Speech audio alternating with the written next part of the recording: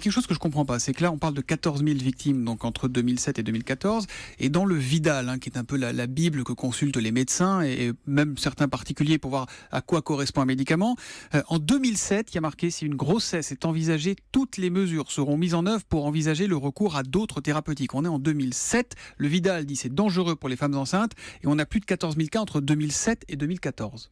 Tout à fait. Vous pointez là un élément essentiel, qui est celui de l'information.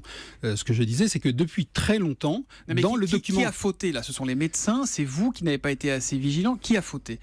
C'est une responsabilité qui, à ce jour, est incontestable et qui est collective. C'est le juge qui va déterminer quelles sont les responsabilités, qui sont peut-être différentes en fonction des moments. Toujours est-il que c'est vrai que dans les notices destinées aux médecins, cette information est connue depuis longtemps.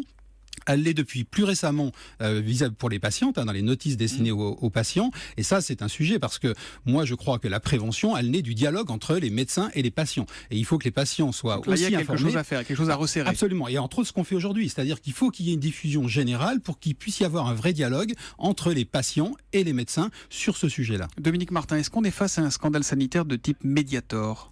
Alors, ça n'a rien à voir avec le Mediator. Irène Frachon, qui est la lanceuse d'alerte et la pneumologue qui a révélé le Mediator, dit dans les deux cas, il y a des dégâts sanitaires absolument épouvantables et irréversibles, ça c'est vrai.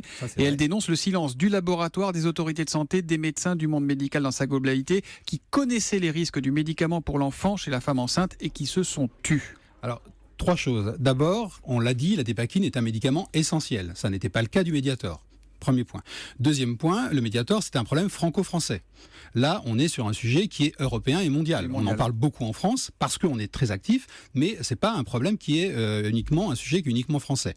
Et troisièmement, il y a sans doute eu un défaut d'information pendant un certain temps, mais sous l'autorité de la ministre et depuis 2013, les autorités sont extrêmement actives. On a fait beaucoup de choses. On a mis en place des mesures importantes de prescription et de délivrance qui sont extrêmement contraignantes.